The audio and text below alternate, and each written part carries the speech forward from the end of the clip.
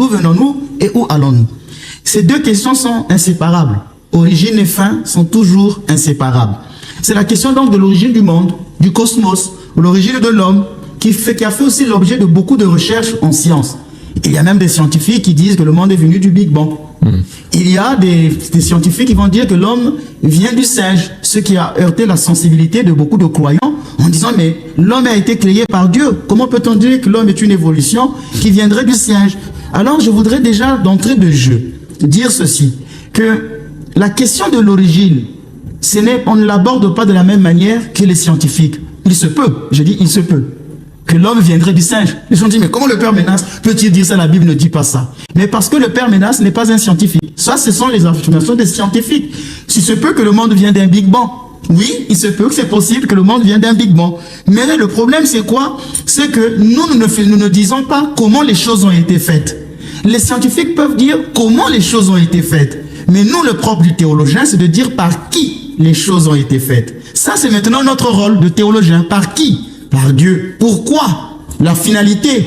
Quelle est la finalité? Pourquoi Dieu crée les choses? Ça, c'est le propre du théologien. Donc, pour moi, le monde a été fait par Dieu. Comment les scientifiques peuvent dire par un Big Bang? L'homme a été fait à l'image de Dieu. Qu'il était au début un singe, je ne sais pas. Ça, c'est le propre du scientifique. Et souvent, nous, on aime trop mélanger les pinceaux. On va rentrer dans un débat qui n'est pas le nôtre. Les scientifiques peuvent dire tout ce qu'ils veulent. Ils auront aussi une part de vérité à nous révéler donc, du monde. Mais moi, le propre d'un homme de foi, je dis simplement que le monde a été fait par Dieu. Et je m'arrête là. Donc je dis par qui les choses ont été faites, mais pas comment les choses ont été faites. Donc cette question de l'origine du monde et de sa fin est une question importante en théologie. Nous parlons aujourd'hui de la création.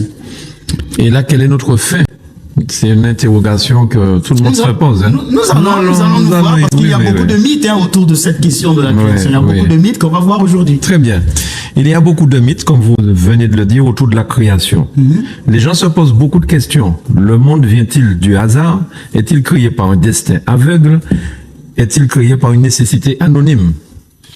Alors oui, les gens parfois disent, est-ce que le monde viendrait du hasard? Est-ce qu'il y a un destin aveugle, une nécessité anonyme et que le monde viendrait de là? Alors je réponds déjà que le monde n'est pas le produit d'une nécessité quelconque, d'un destin aveugle ou du hasard. Il est l'œuvre d'un être transcendant, un être intelligent et un être bon que nous appelons Dieu. Donc il y a un être qui est transcendant, intelligent et qui est bon que nous appelons Dieu. Donc le monde vient de la volonté libre de Dieu. Dieu crée le monde par sa propre liberté. Personne ne lui a demandé de faire le monde. Donc par sa propre liberté. Et c'est Apocalypse chapitre 4, le verset 11 qui dit « Car c'est toi qui créas toutes choses, tu as voulu qu'elles soient, et elles furent créées. » Donc c'est Dieu qui par sa volonté crée le monde. Nous croyons donc que Dieu a créé le monde selon sa sagesse. J'ai dit que Dieu est un être intelligent. Donc il crée le monde selon sa sagesse. Comme dit le psaume 104, le verset 24, que tes œuvres sont nombreuses, Seigneur, toutes tu les fis avec sagesse. Si nous disons que le monde est le produit du hasard, nous serons confrontés à quelque chose d'important. Comment cela se fait-il que le monde est ordonné? Il est beau, il est bon, parce que le monde est ordonné. Les saisons, par exemple. Comment cela se fait-il que les saisons, par exemple, pour ceux qui sont en Europe, comment le printemps tombe-t-il toujours au mois de mars? Comment l'hiver tombe-t-il toujours, par exemple, au mois de décembre? Il y a comme quelque chose d'ordonné. Le monde n'a pas été fait de manière maladroite. Il n'y a rien qui soit accidentel. Tout est bien ordonné.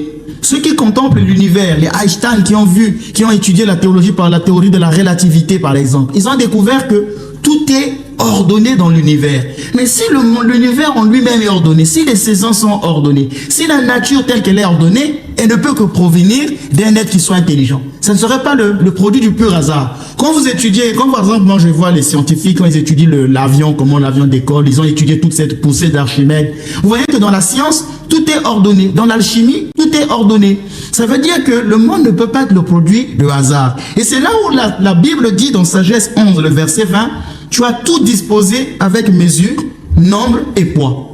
Cela veut donc dire que le monde vient d'un être qui soit intelligent et qui nous transcende. On ne peut pas dire que c'est simplement le hasard. Non, déjà la science même peut être au service de la théologie. C'est pourquoi les pères de l'Église disaient que philosophie ancilla et théologie, ce qui veut dire que la philosophie est servante de la théologie. La science, pourquoi la science, en se développant, peut contribuer à comprendre qu'il existe un être transcendant qui a tout créé. Rien n'est le produit du hasard. Et quand vous disiez tout à l'heure là, c'est Dieu. Oui, c'est un être intelligent. Et c'est peut-être pour ça aussi qu'on l'appelle le bon Dieu. Oui, c'est pourquoi on l'appelle le bon Dieu. Très bien. Il y a des gens qui n'acceptent aucune origine transcendante du monde. Mais ils voient le pur jeu d'une matière qui aurait toujours existé. Qu'en pensez-vous, mon père? Alors ça, c'est le raisonnement parfois de certains athées et même le raisonnement surtout du matérialisme. On pense que peut-être qu'il n'y a pas une origine transcendante, mais qu'il y a une matière qui aurait toujours existé, tout ça. C'est impossible qu'avec le Big Bang, comme si le Big Bang pouvait venir de lui-même, se créer de lui-même, il y a une matière qui existait, tout ça. Alors, c'est purement du matérialisme. C'est pourquoi la Bible, dans Genèse 1, le verset 1 dit, au commencement, Dieu créa le ciel et la terre. Donc, tout est créé par Dieu dès le commencement. Et cette phrase sera reprise dans le credo. Je crois en Dieu, le Père Tout-Puissant, créateur du ciel et de la terre. Donc, un chrétien ne peut pas dire que le monde viendrait, par exemple, du hasard ou qu'il y aurait quelque chose qui aurait préexisté. Pourquoi? Parce que chez les Hébreux, nous avons ce mot qui dit Dieu créa. En hébreu, on dit bara. Le mot béra, en hébreu, veut dire créateur. Et que ce mot ne s'applique qu'à Dieu seul. Chez les Juifs, ce mot n'était utilisé que pour Dieu et Dieu seul. Parce que pourquoi? Dieu crée à partir de rien, à partir du néant. Tandis que nous, l'homme, on ne crée pas, l'homme fabrique. On part toujours à partir de quelque chose pour faire quelque chose. Vous n'avez pas le pouvoir, la parole créatrice, monsieur Granier. Si vous dites aujourd'hui, télévision sort, la télévision ne sortira pas. Si vous dites aujourd'hui que la lumière soit, la lumière ne viendra pas. Même les personnes qui nous ont apporté de l'électricité, ils ont étudié les énergies de l'univers pour pouvoir produire l'électricité. Ils ont étudié l'énergie de l'eau, de la mer, les forces pour pouvoir faire dedans. On part toujours à partir de quelque chose. Or, Dieu, lui, crée tout par sa parole. C'est pourquoi dans le livre de la Genèse, on voit cette parole de Dieu qui est créatrice. Que la lumière soit et la lumière fut. Qu'il y ait ceci et les choses adviennent. Donc Dieu crée toutes choses par sa parole qui est, elle, créatrice. On peut dire donc Dieu part à partir de rien. Donc c'est ça, Dieu crée de rien. Nous croyons que Dieu n'a besoin de rien de préexistant, ni d'aucun être pour créer. C'est pourquoi le Saint Théophile d'Antioche, un père de l'Église, disait ceci. Quoi d'extraordinaire si Dieu avait tiré le monde d'une matière préexistante? Un artisan humain, quand on lui donne un matériau, on fait tout ce qu'il veut. Tandis que la puissance de Dieu se montre précisément quand il part du néant pour faire tout ce qu'il veut. Et c'est pourquoi dans la liturgie de Saint Jean Chrysostome, la liturgie de Saint Basile, le prêtre le dit pendant la préface, que tu as créé toutes choses du néant. C'est pourquoi tu es être suprême, transcendant, qui a tiré l'homme du néant. Donc la création n'est pas sortie aussi, on va noter que la création n'est pas sortie tout achevée du main du Créateur.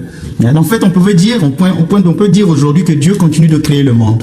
La création n'est pas sortie totalement achevée du Créateur. Mais la création est dans un état de cheminement que les théologiens appellent in statu via. C'est-à-dire que la création n'est pas encore totalement achevée. Elle tend vers une perfection qui sera atteinte lorsqu'elle sera totalement en Dieu. C'est pourquoi on disait de l'origine et la fin. Donc la création n'est pas totalement achevée. Elle est toujours en création. On peut dire que Dieu crée même maintenant. C'est un éternel présent. Dans la création en Dieu, il n'y a pas de futur, il n'y a pas de passé. C'était un éternel présent. Dieu nous crée. Même là où vous êtes, monsieur Granier, Dieu est en train de vous créer. Vous n'êtes pas encore un être totalement achevé. Oula. Oui. Vous allez avoir ce qu'on appelle aujourd'hui un vertige ontologique. Dimanche passé, vous avez eu un vertige métaphysique. Métaphysique. Et aujourd'hui, vous allez avoir un vertige ontologique. Le Père maintenant vient de dire que non, mais Dieu n'a jamais cessé de créer. Il n'a pas encore achevé son œuvre. La création est en totale création. Je vous crois sur ça. C'est vrai que je ne suis pas encore totalement... Voilà, donc Dieu vous crée même maintenant là. Hic et nunc, ici et maintenant. Dieu est en train de vous créer. La création n'est pas encore achevée. Vous voyez, monsieur Granier, vous allez avoir un vertige ontologique. Dieu est bon. Dieu est bon. Dieu est bon. Il est bon, il vous crée même maintenant. Tous les jours, il nous crée. Chaque matin, lorsqu'on se lève, c'est toujours une nouvelle création. Bien sûr, c'est déjà, Dieu merci de pouvoir se lever et d'être vivant. Alléluia. C'est déjà quelque chose. Alléluia. Alors, certains philosophes ont dit que tout est Dieu, que le monde est Dieu. D'autres ont dit que le monde est une émanation nécessaire de Dieu, s'écoulant de cette source et retournant vers elle. Qu'en pensez-vous, Père Ménas? Encore là un mythe qu'on appelle, ce mythe-là, on appelle ça le panthéisme. C'est de croire, c'est de confondre Dieu et sa création. C'est du panthéisme qu'on appelle ça. Alors tout à l'heure, vous avez vu un mythe, c'était le matérialisme. Là, on vient d'attaquer un autre mythe qu'on appelle le panthéisme. Tout est Dieu. Ouais. Tout est Dieu. Et c'est là, parfois, la religion hindoue se confond. Dans l'hindouisme, ou bien dans les religions indiennes, il y a souvent cette confusion, le panthéisme, tout devient Dieu. C'est souvent là. Alors que normalement, d'un point de vue théologique, Dieu transcende la création, mais il lui est présent. Notons d'abord la première chose, Dieu transcende la création. Dieu est infiniment plus grand que son œuvre. Donc on ne peut pas confondre la création avec Dieu, puisque Dieu transcende toutes choses. Il est plus grand que son œuvre. C'est ce que nous dit le psaume 8, verset 2, sa majesté est plus haute que les cieux. Donc il ne peut pas être contenu par son œuvre. La création ne peut pas contenir le Créateur. Et quand le prêtre orthodoxe encense l'autel, il le dit, ô Christ, toi qui es partout présent et qu'aucun lieu ne peut contenir. Laissez-moi vous donner un vertige métaphysique. Que mes téléspectateurs notent ce vertige métaphysique. Est-ce que vous savez que quand le Christ est incarné, il n'avait pas quitté le Père? L'incarnation ne fait pas que le Christ aurait quitté le Père pour descendre sur terre. Comme si en descendant sur terre pour s'incarner de la Vierge Marie, il aurait quitté le trône. Il aurait quitté son Père. Non, il ne l'a pas quitté. Donc le Christ, il est partout présent, il remplit tout. Donc il ne peut pas être confondu à sa création. Même si je disais ici que la mère de Dieu, c'est la seule à avoir contenu le Christ, que lui ne peut être contenu, son sein est devenu plus vaste que les cieux, le fait que la mère de Dieu ait porté le Christ. Mais sinon, la création, l'incarnation, ce n'est pas le Christ de Dieu qui quitte le Père. Vous voyez, oui, on a cette tendance-là. Donc Dieu transcende sa création, mais il lui est présent. À sa grandeur, point de mesure, nous dit le psaume. Mais je disais qu'il transcende sa création, mais en même temps, il en est présent. Mais parce qu'il est le créateur souverain et libre, cause première de tout ce qui existe, c'est là où Aristote disait que c'est la cause causante non causée. C'est Aristote dans sa philosophie qui parle de la cause causante non causée. Donc il est présent au plus intime de ses créatures. Donc il transcende sa création, mais en même temps il en est présent. C'est comme dit Actes chapitre 17, verset 28, en lui nous avons l'être, le mouvement et la vie. C'est la grande question finalement. Ah oui, fondamentale.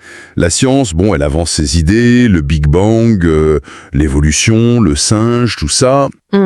Mais la théologie aussi, elle cherche des réponses depuis toujours ou presque. C'est ça. Aujourd'hui, on va essayer de comprendre une perspective un peu particulière, celle d'un prêtre orthodoxe. On se base sur un entretien vidéo qu'il a donné, assez direct. Oui, sans filtre, comme le titre le disait. Exactement.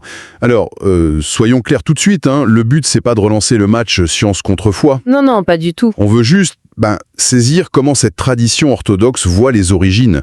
Et aussi, un point important qu'il soulève, comment l'origine est liée à la finalité. Les deux iraient ensemble, quoi. Tout à fait. C'est indissociable pour lui. Bon, alors, allons-y. Explorons ça. Oui. Et cet entretien, il est vraiment riche. On va pouvoir aborder plusieurs choses. D'abord, cette fameuse distinction qu'il fait entre le comment que la science explore, et puis le par qui et le pourquoi, qui serait du ressort de la théologie. D'accord. Ensuite, on verra ses arguments, les arguments qu'il présente pour un créateur intelligent, contre l'idée du hasard, tout ça. Oui. On parlera aussi de la création ex nihilo, ça c'est... À partir de rien. Voilà, à partir de rien. Puis, une idée assez étonnante, la création serait pas finie, elle continuerait. Ah bon? D'accord. Et pour finir, on essaiera de voir comment il décrit la relation entre Dieu et le monde. C'est complexe, à la fois très loin et très proche. Intéressant. Commençons par le début alors. Cette tension apparente. Science, Big Bang, évolution, et puis les récits religieux. Ça peut coincer pour certains. Oui, c'est souvent le premier obstacle. Comment lui, ce prêtre, il aborde ça? Est-ce qu'il dit « Oh non, la science a tort » ? Ben non, justement, c'est ça qui est intéressant dès le départ. Il sépare bien les choses. Il dit, je cite un peu de mémoire là, mais l'idée c'est « Il se peut que l'homme vienne du singe » ou « Il se peut que le monde vienne d'un Big Bang ». Ah oui, il dit « Il se peut ». Oui, il insiste là-dessus. Il dit « Je suis pas scientifique, c'est pas mon rôle de trancher là-dessus ». Donc, il accepte que ces descriptions scientifiques puissent être correctes. Pour lui, la science, son boulot, c'est de décrire le comment, les mécanismes. Donc il ne s'y oppose pas frontalement, il change le niveau de la question en fait. Exactement, c'est un peu comme s'il disait « Et ça est, c'est pour les scientifiques ». D'accord. Lui, son rôle de théologien, c'est pas le comment, c'est le par qui. Qui a fait tout ça et pourquoi ? C'est quoi le but, le sens ? Je vois. Et là, la réponse théologique, c'est Dieu. Et il y a une finalité. Il met en garde, il utilise l'expression « mélanger les pinceaux », faut pas confondre les questions, quoi. D'accord. Ne pas mélanger les pinceaux. La foi sur le qui et le pourquoi, la science sur le comment. Voilà, c'est cette distinction qui lui permet de ne pas entrer en conflit direct. C'est une approche intéressante. Mais bon, pour quelqu'un qui croit, comment on fait le lien? Si la science décrit un comment qui a l'air très différent des récits genre de la Genèse, Est-ce qu'il donne des pistes? Alors, dans l'entretien, il ne rentre pas dans une analyse détaillée de la Genèse verset par verset pour la faire coller à l'évolution, par exemple. Non, d'accord. L'accent est vraiment mis sur ce principe. C'est pas le même type de question. Ça suggère en fait que les textes comme la Genèse, faut peut-être pas les lire comme un manuel de science qui explique le comment, mais plutôt comme un texte qui révèle le qui, donc Dieu créateur, et le pourquoi, la bonté de tout ça, le but. Ça laisserait le champ libre à la science, en quelque sorte. Voilà, tout en maintenant les affirmations de foi sur l'origine et le sens. D'accord. C'est clair. Bon, si on suit cette logique théologique alors, si on écarte l'idée que l'univers s'est fait tout seul, par hasard, quelles sont les autres options que Diopio, je parle de hasard, de destin? Oui, il les mentionne pour mieux les écarter. Et comment il les réfute? Sa position, elle est très affirmée. Le monde, avec sa complexité, son ordre incroyable, ça ne peut pas être juste un coup de dé cosmique, quoi. Ni un destin aveugle, une force impersonnelle. L'affirmation centrale, c'est que c'est l'œuvre d'un être transcendant.